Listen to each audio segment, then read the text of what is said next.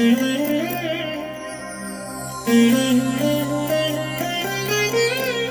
దినం పరము నుండి దిగివచ్చు మాట. ఇది నీ జీవితానికి వెలుగుల బాట. నీ ఒడిలో ఉంచబడిన దీవెనల మూట, అద్భుతాల ఆనంద ఊట.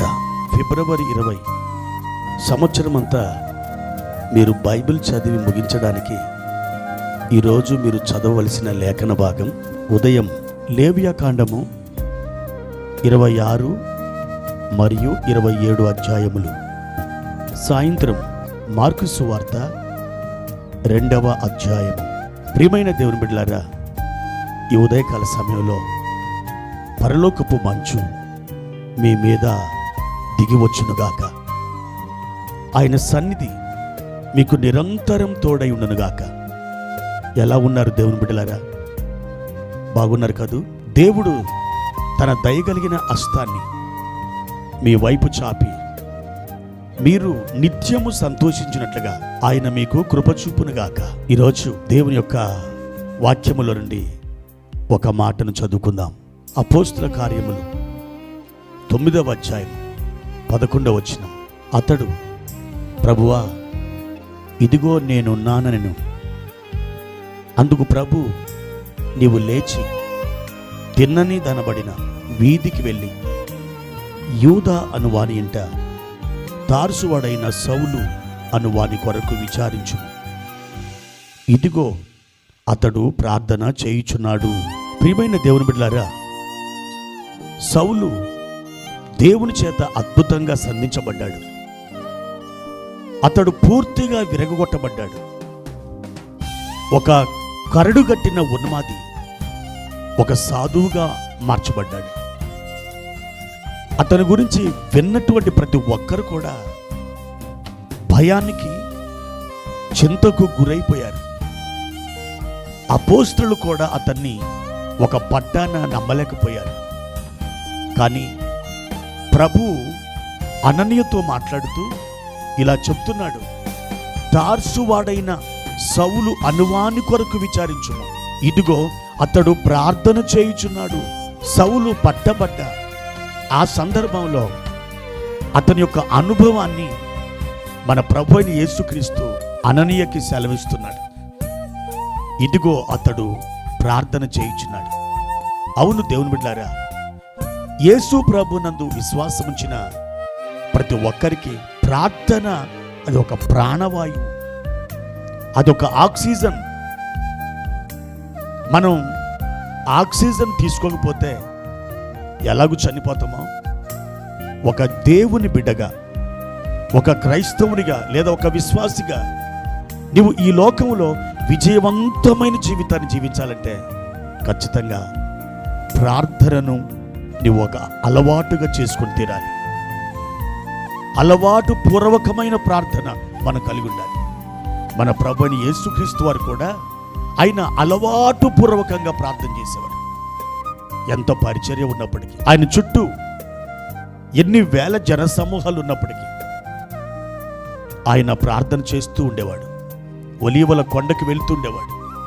ప్రియమైనటువంటి వాళ్ళారా, మీరును ఒక అభ్యాసపూర్వకమైనటువంటి ప్రార్థనని మీరు అలవాటు చేసుకోండి. ప్రార్థన లేని కుటుంబంలో విజయం ఉండదు.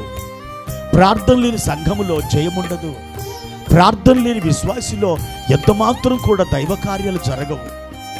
అందుకని దేవుడు ఈ రోజున మిమ్మల్ని ప్రార్థన కొరకు పిలుపునిస్తున్నాడు. చాలాసార్లు ఎలా ప్రార్థించాలండి అని అడుగుతూ ఉంటారు. ప్రియమైన దేవుని బిడ్డలారా, స్థూలంగా మనం చెప్పుకోవాలంటే మొట్టమొదట మీరు మీ ప్రార్థన స్థలానికి వెళ్ళినప్పుడు దేవునితో మీరు సంభాషించడానికి ముందుగా ఆయన సన్నిధిలో ప్రశాంతమైనటువంటి వాతావరణంలో కూర్చోండి. అలా కూర్చున్న తర్వాత మీ పాపములను దేవుని ఎదుట మీరు ఒప్పుకోనండి. ఆయనకు మీకు మధ్యలో ఏదైనా ఒక ఆటంకం ఉన్నట్లయితే దాన్ని ఒప్పుకోండి ప్రభు సన్నిధిలో.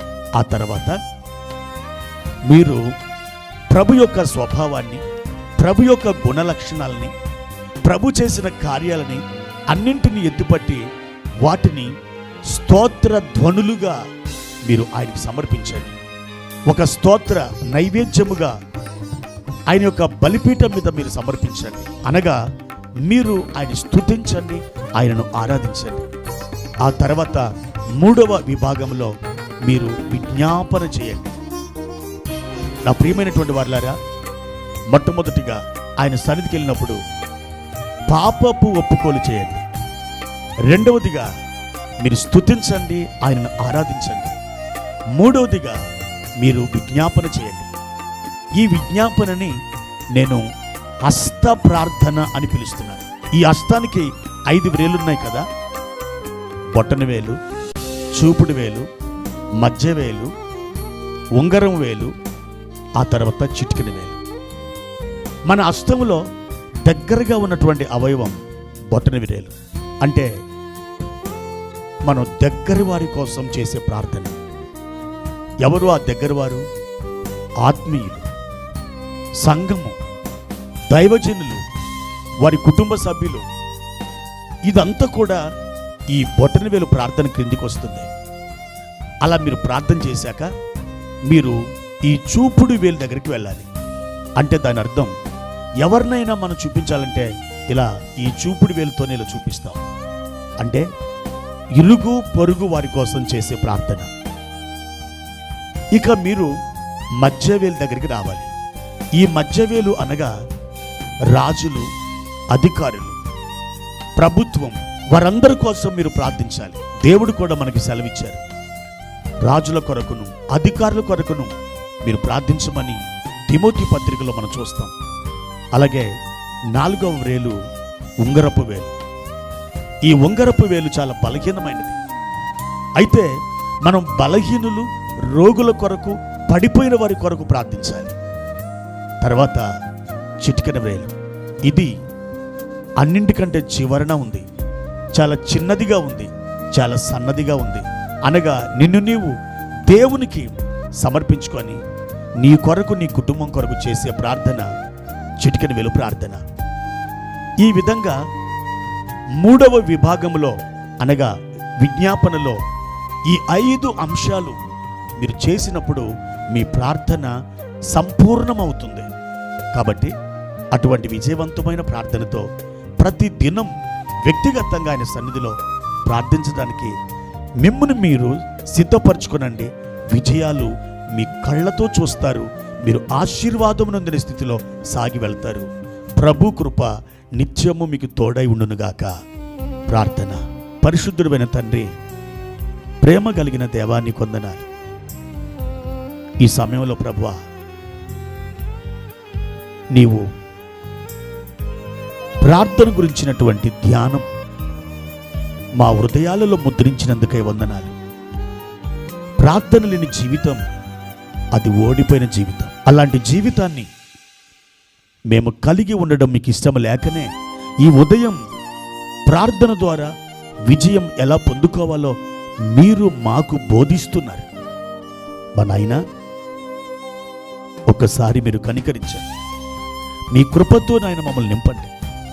మీరు బలపరిచి లేవనెత్తండి. ప్రార్థన ఆత్మతో మా ప్రియులను మీరు నింపండి. మీ నామం ఘనత నొందునుగా, మీ నామం స్తుతి నొందునుగా. తండ్రి, నిత్యము మేము ప్రార్థిస్తూ మీ నుండి అనేక జవాబులు పొందడానికి సహాయము చేయమని యేసు నామములో అడిగి వేడుకుంటున్నాము తండ్రి. ఆమేన్.